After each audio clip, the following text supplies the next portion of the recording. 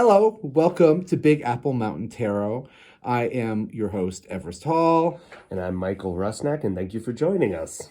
Yeah. Today, we're going to talk about the new moon in Pisces coming up on Monday, the 20th, and it's going to happen at 12:06 a.m. Mountain Time. So that's 2:06 a.m. Eastern Time. That's right. And I'm feeling kind of already a little dreamy from the energy coming up with this Pisces energy. That was the one word that I wanted to avoid using. The energy? Dreaminess. But, Pisces kind of gets this, I think it gets a bum rap. Out of all the signs in the Zodiac, I'm going to say, they're treated like the redheaded stepchild of the Zodiac. And I don't like that, to be honest, because I feel that their potential, their power is, just so valuable because they work with deep compassion, right? Deep dreams, compassion, spirituality, the world in between worlds. They could hypnotize themselves into anything. They're deep dreamers. Not necessarily financially focused or, They're not, because Pisces believes that finances are just temporary. So what's the point of it? And this is why I think they're, kind of... Yeah. they get this bum rap of a sign. It doesn't really line up with the aggressive drive of Aries. That our culture is kind of programmed towards. This is going to be a really interesting new moon. It's the last one of the year.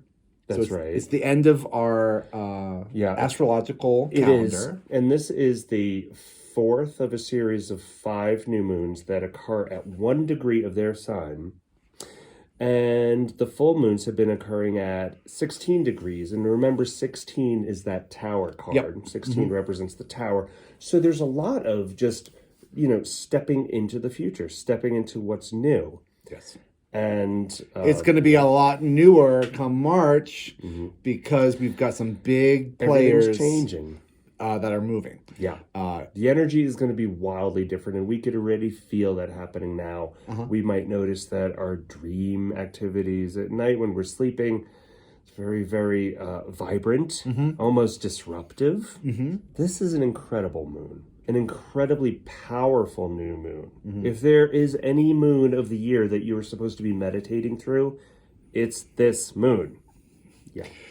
We're gonna have a stellium as the new moon arises. A stellium is a group of more than 2 planets. 3 or more planets. 3 more planets that are clumped together. So we'll have the sun at 1 degree, with the moon at 1 degree, with Neptune at 24 degrees Pisces. Neptune is the ruler of Pisces.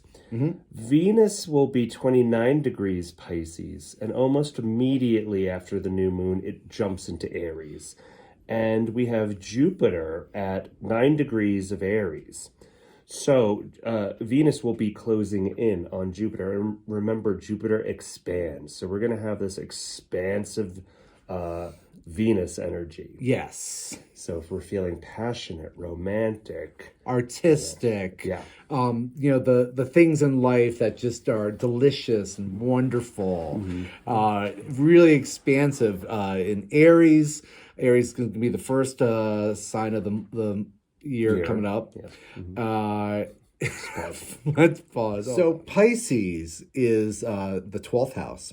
It's the last sign of the Zodiac. Last but not least. Certainly not the least one. It's a particularly fascinating one as it rules hidden spaces. It rules monasteries. It rules hospitals. It rules jails. It rules privacy. It's your subconscious. It's spirituality. It's also illusion, right? So the movie industry. It rules drugs of all kind. Anything that kind of gets you out of reality. And the image of the fish, you can imagine a school of fish going through the ocean without an up or a down and kind of moving. No. Represented by 2 fish who are swimming in opposite directions, but because they're swimming in circles, they invariably come back to the same point. This is a mutable water sign. Yes. It doesn't have the protective shell that Cancer has. No. It does not have the protective stinger that Scorpio has. No. So they're very vulnerable. And that sensitive. And many people say that's a wishy-washy sign. And I think that they're just overlooked as a sign with a major superpower of empathy. All right. Yeah. And that's what we're going for at the time of this new moon. We want to channel our empathy. We want to plant seeds of intention for a more empathetic and generous society. Mm-hmm. And I really kind of feel like empathy towards the other is in like real need right now. There's a dearth of empathy towards the other and whoever the other may be. Whether it's a political other, whether a cultural other, a family other, a sexual other, a racial other. As we're moving towards this age of Aquarius and this unifying kind of world human society where everyone is given a chance to it's time to really imagine a better world, a world wherein there is enough for everybody, where we're not ravaged by war, we're not at each other's throats, we're not fighting over territories. Fighting over intellectual properties, fighting over money, fighting over land rights. The future is kind of Pisces rules water rights too. Yes. Yeah. And we'll see a lot happening with that. But we need to plant our seeds of compassion. We need to meditate on compassion. We need to really deeply and vividly imagine what it would be like to live in a very different place and to start tuning our frequency to that specific level. So again, at the time of this new moon, it is really important to meditate on your highest ideals for a secure future, a different future, a future unlike anything we've ever seen, something that we've always hoped for, but we feel like it might not be possible. It's time to really, really dream big. And that's so complicated for people. And it's really hard. It's not just for yourself, too. No. It's for everybody else. No, it's for everybody. It's for everybody. So, like, it's not just for life. It's for Christmas. It's for Christmas. To meditate and to imagine the greatest possibilities and your deepest dreams for all of humanity going forward for 1,000 years. And what would it be like? Wouldn't it be great if there was no poverty, if there was no war, if children were loved and fed? And it's important to recognize what negativity bubbles up as you're meditating. Yes. To see if a voice starts in and says, that's ridiculous. There's always going to be war. There's always going to be poverty. That's the human condition. That's the way life is. Right. It's important to see what those voices are that come up. Yeah. And to understand where our limitations are, where we're putting limitations on ourselves, where we've been carrying on limitations that maybe were imposed by someone else. Yeah. And it's almost like those voices in your head during meditation that tell you no, you should be doing something more productive with your time, meditation. But those are like, it's like the opposite is true. Yeah. No, there can't be an eradication of poverty, which is actually yes. There will be. There will be an eradication of poverty. War can end. War can be a thing of the past. Absolutely. We can imagine this into reality. It's very important to use this time and this stellium and use the energies of Venus and Neptune and Jupiter, because Jupiter is expanding this wish. Yes. It's time to plant the seeds for this wish. Because in March, it's go time. Changing. Everything's changing in March. And the two big planets that we want to speak about are Pluto and Saturn. So Pluto has been in Capricorn since 2008, and that's the beginning of the economic meltdown back in 2008, Kardashianism, this whole new era of just this, almost like the selfie, It's the era of the selfie, but an incredibly narcissistic and sick time. Yeah, and false realities, And that's the opposite of Pisces. Pisces does not believe in that. They No. know that life is just temporary. Yeah. Wealth is temporary. The material is temporary, and there's like, the hidden aspects, which are really the substance, the unconscious, the collective consciousness. And with Pluto at 29 degrees Capricorn, that's the anaretic degree. And it's going to be for another month. And then it will move into the sign of Aquarius. Yay. And like I said, things might get very, very loud in the news and the media. There might be some last graspings for control over people. But it's going to ring very, very hollow. Meanwhile, Saturn is at 28 degrees of Aquarius, and on March 7th, Saturn will move into the sign of Pisces. And this is what I can't wait for, because Saturn moving into the sign, into any sign, has a way of contracting, closing down the qualities in that sign. And that would mean... I'm going to say that Saturn in Pisces is going to be a lot of... popping like that a bubble burster, of the conspiracy theories, the wild musings, the fog is going to be kind of hemmed in. It's going to clear out a little bit, or at least we will be more aware of what is fog, what is illusion. Yeah. What are balloons in the sky? Where are they from? Where are they from? What's going on with these Who cares? It's going to be, okay. There's a lot of stuff in the sky. Yeah, exactly. There's also a lot of stuff in our phones, in our pockets, moving around with us. Yes. It will be a clarifier, Saturn in the sign of Pisces, for the next 2.5 years. And we've needed that. Yes. We do need the energy of Saturn. Saturn's been in Aquarius for the past 2.5 years. And when it moved into Aquarius right in March of 2020, that was our COVID lockdown. The lockdown. Yeah. But also, something that we haven't seen is that Saturn has been responsible for grassroots organizations springing up all over the place. Political organizations, women's rights organizations. It's stuff that you don't hear about in the 6 o'clock news, but it is there, and it is happening. And Saturn is to thank for that. So that's really exciting. I'm so thrilled. We are going to really experience some new vibes. Yeah, and by the time we're into next month, March, when the sun is moving into Aries, we'll be about a month away from the eclipse energy that's going to happen in April. Oh yeah, yeah. You didn't expect me to say that. Oh no, I forgot about that. So we have more eclipses coming up, but the big news is Pluto will be moving into the sign of Aquarius for a long time, for the rest of our lives, for many of us. Yeah, 2044. Yeah. Which is an extremely long time, and he's got some big work to do in Aquarius. Pluto is, the rebuilder. It's a recycler, the unmaker.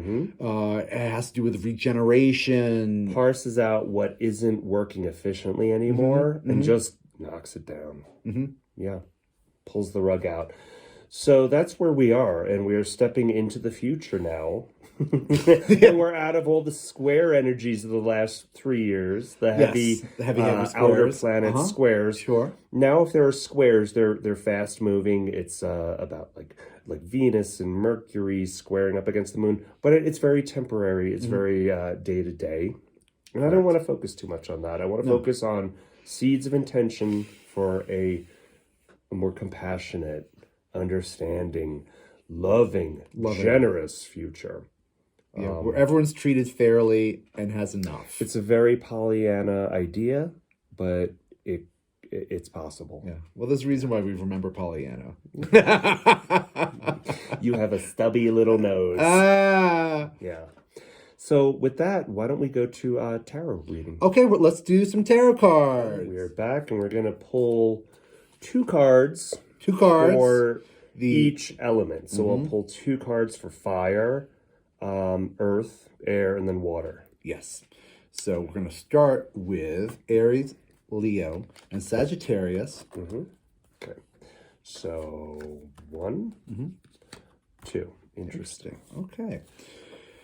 So we have the Four of Wands, and we have Temperance for our fire signs. So the Four of Wands, you see here, it's a marriage card. We're in the distance, and we're being beckoned towards to the party. event. Yeah.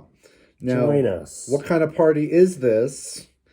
And it looks like a play. It almost looks like a play. This almost looks like a theatrical acting out of what a marriage could be, a relationship could be. This is telling, I think the message is to look for deeper meaning in your day-to-day goals and to check in with your goals. Make sure that what you've set for yourself is still true. And make sure that you feel the friction there, too. Yeah. You know, the juicy meatiness of, ooh, the stuff of life. You know, the things that pinch you and tickle you and say, like, yeah, you're really alive. And we have Temperance here, the angel. They've got 1 foot on earth, 1 foot in the water. They're mixing cosmic waters. It really talks about balance and harmony, spiritual harmony, and harmony within our associations. That's good. Okay. Yeah. Harmony within our associations, fire signs. Now we have Earth. Okay. We have nostalgia of the past. 6 of Cups. And then we have the Queen of Wands. Yeah, okay. So in nostalgia, this card, we have these 2 children that are sweetly playing. And as memories unfold, we kind of remember bits and pieces, but not the entire truth. We have selective memory with the way we remember things. Remember the good old days. Remember when things used to be easy, when we had less worries, when we had. Was it? I don't know. I don't think it ever was. Yeah. The Queen of Wands here. If you notice, she's got her little black cat. She is a very intuitive woman. The wands are fire. It's an initiation. It's a starter. It's a beginner kind of fire energy. She's using her. I think this is just saying beware the trappings of nostalgia. Don't think too much about the past. Don't get lost in that. She's using her intuition to find truth. Yeah. Okay. Air. Oh, so this is for Gemini and for Libra 7 of Pentacles. and for Aquarius. So my friends, we are looking at our harvest and we're kind of judging the results of our hard work. It's an evaluation card. And the second card. Oh, okay. So the World. Interesting. So the World card represents endings and beginnings. And we have a lot of action that's going to be happening with our air signs as Pluto goes into Aquarius. And as an air sign, I'm an Aquarius. We're kind of like get wrapped up in our thoughts a lot. So it's a very heady energy. And evaluating how we're doing and what we're doing and how we can help the world. As an Aquarius, do you discard the other fixed signs often? Do you think about them enough? Do I? Probably. I feel like I'm... No, I'm always kind of thinking about myself and kind of focused in my own thoughts. I would like to lie, but no, it's not. It's That's usually not true. Yeah, no, it's not. It's not. That's true. why I asked you. Yeah, I'm a little self-obsessed in my head, which is where I could use a little. Well, this is the fixed sign energy. It's stay grounded in your sign. Stay, stand for what you are. Yeah. Okay. Air sign, stand your ground. And now we have, they got a lot to tell us. Okay, this is for water. We have Cancer, Scorpio, and Pisces. Let's start with the Knight of Wands. So he is rearing back kind of evaluating the terrain, about to charge into action. These are fresh new steps. Fresh new steps, but With new passion. He's being thoughtful, though. Yeah. He's not like flying at it. No. Even though it's a fire card, it's got the wands, it's initiator. But he's really kind of... it's cautious and restrained. Cautious. The cautious knight. And why is he cautious? Because we've got this card here. Because they know that in battles, there are no real winners. In war, in battles. Bingo. Right. There's always something that gets lost. Yeah. Right? So we have the Seven of Swords. You could fool yourself into thinking you've won something, but there are swords ideas left behind. Yeah. Right? To be discarded, to just be left for good. This character thinks he's very clever, and he's disarming the enemy encampment and absconding with their weapons, with thoughts, ideas, but leaving them partially armed. Yeah. Again, intentions and the highest of ideals for this new moon. Yeah. So how is it as like a water sign in this emotional space? Do we proceed with this type of earthly energy? You channel what you're not seeing enough of in the world.